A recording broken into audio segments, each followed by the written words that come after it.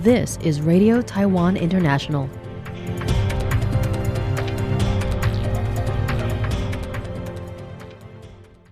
Welcome to the news on Radio Taiwan International. I'm Michelle Chang, coming to you from Taipei, Taiwan. We begin with a look at today's top stories for Friday, December 19th.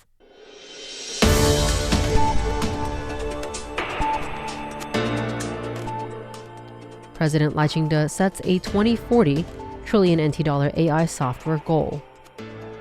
President Trump signs a Defense Authorization Act that will include $1 billion in Taiwan aid. And U.S. lawmakers are urging faster aid and energy cooperation to deter Chinese pressure on Taiwan. But first, today's top story.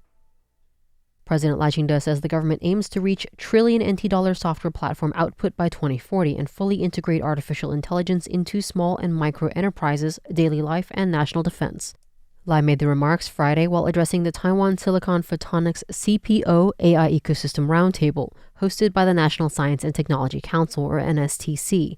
The event focused on next-generation AI computing architectures and brought together companies from the Silicon Photonics, co-packaged optics, or CPO, semiconductor manufacturing, and advanced packaging sectors.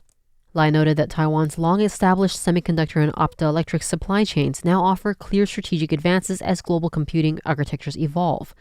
He said Taiwan has opportunities to move into core technologies such as silicon photonics and CPO, capture key technology nodes, and potentially participate in or help shape international standards. Looking ahead, Lai said the government aims to help 1 million small and micro enterprises adopt AI by 2040 and to cultivate 500,000 AI professionals, including through expanded AI training across the civil service.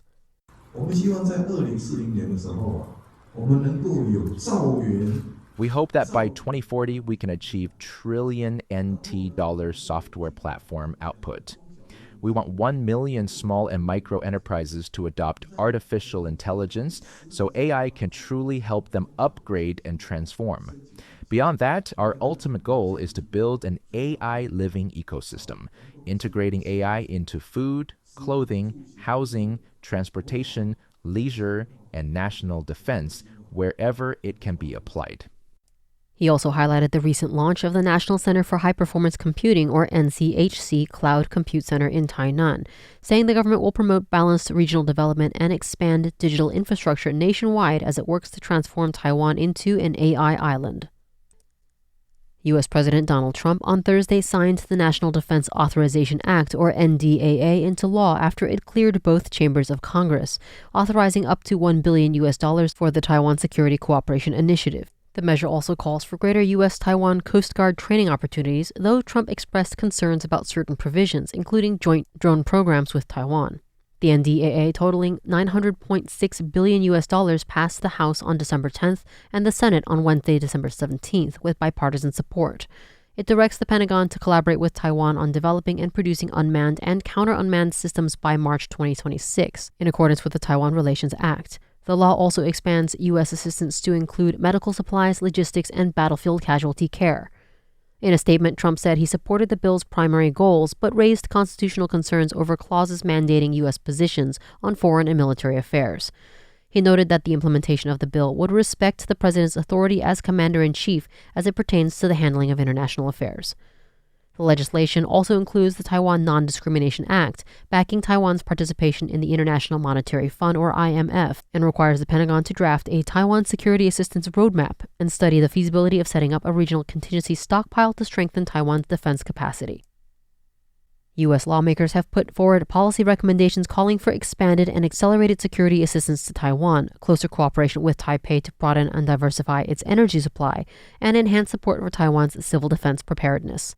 The proposals are outlined in a new bipartisan report released by leaders of the U.S. House Select Committee on Strategic Competition between the United States and the Chinese Communist Party, as concerns grow over escalating Chinese military pressure on Taiwan. Committee Chairman John Molinar, a Republican, and Ranking Member Raja Krishnamurthy, a Democrat, jointly unveiled the report, titled 10 More for Taiwan.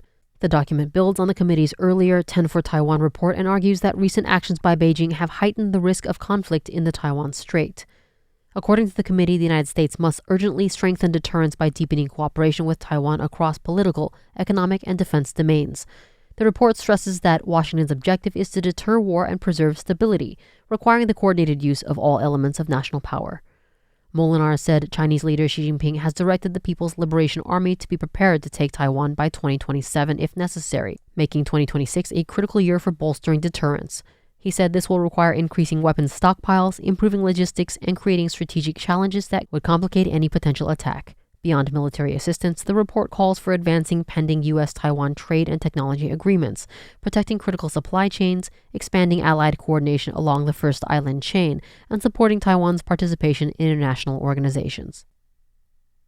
A magnitude 5.1 earthquake struck off the coast of eastern Taiwan Thursday evening. The Central Weather Administration, or CWA, says the area is prone to seismic activity and warns that another quake between 4.5 to 5 on the Richter scale could be possible within the next few days. The highest intensity occurred in Hualien County, which reached a level 4 on Taiwan's 7-tier scale. The epicenter of the quake was in the water east of Taiwan and likely occurred because of a collision between the Philippine and Eurasian sea plates. Earthquake Observation Section Chief Lin Zuwei explains that the quake, which was described as very shallow, met the criteria for a national warning in Hualien County. Lin also explains that because the area is in the Eurasian plate subduction zone and prone to seismic activity, another quake between 4.5 and 5 in the next 3 days cannot be ruled out.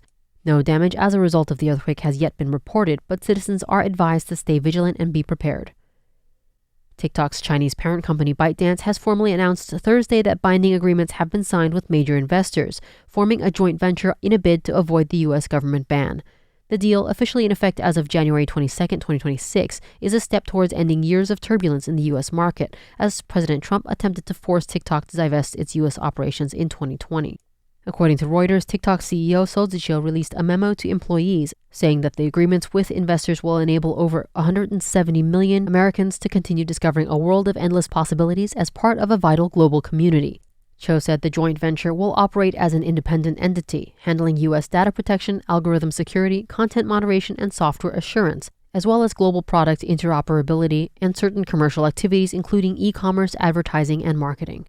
Local media sources estimate nearly 10 million active TikTok users in Taiwan, representing a large percentage of adults, especially younger demographics between the ages of 18 to 39, making it a crucial platform for brands and a focus for digital security concerns. The three managing investors are Oracle, Silver Lake, and MGX, who will form TikTok USDS Joint Venture LLC. Transportation Minister Chen Sikai attended the Taiwan Visitors Association's 69th anniversary celebration on Friday. Besides thanking the association for its long-standing leadership in Taiwan's tourism industry, he emphasized that Taiwan's tourism sector has reached a point of transformation, shifting its focus from simply increasing visitor numbers to prioritizing quality and product value. Chen spoke on domestic tourism, which has grown from 160 million trips in 2019 before the pandemic to 220 million trips last year, with next year expected to be even higher. He said this demonstrates that tourism has become a part of Taiwanese people's daily lives, and quality will be a very important direction for the future development of the tourism industry. The transportation minister also revealed that the North Boarding Hall of Terminal 3 at Taoyuan International Airport will officially open on December 25th, aiming to make international travelers feel at home as they enter Taiwan. The Transportation Ministry is additionally developing 2 large-scale projects to highlight the tourism features of central and southern Taiwan, allowing international visitors and Taiwanese to enjoy themselves from all around the island. Taiwan Visitors Association President Chen Yuyan stated that the TVA has established a tourism scholarship for the first time. This has already attracted 57 students from 28 universities and colleges across Taiwan who have submitted 42 research reports in both English and Chinese to compete for the inaugural Tourism Research Scholarship. Additionally, 252 students from 101 high schools and universities have created 222 travel videos to compete for the Unmissable Taiwan Trip Short Film Scholarship. This demonstrates that Taiwan's tourism has become internationalized and that Taiwan belongs to the world. Thanks for joining me for the news. I'm Michelle Chang. Stay tuned for another 50 minutes of English language features brought to you by Radio Taiwan International. Cash for everyone. The government is giving out 10,000 NT dollars. It's easy to claim. Choose direct deposit, ATM, or post office. Check details at the official website 10,000.gov.tw or 10000.gov.tw or call the free hotline at 1988. Stay alert. Don't trust unknown sources. This advertisement is brought to you by the Ministry of Finance.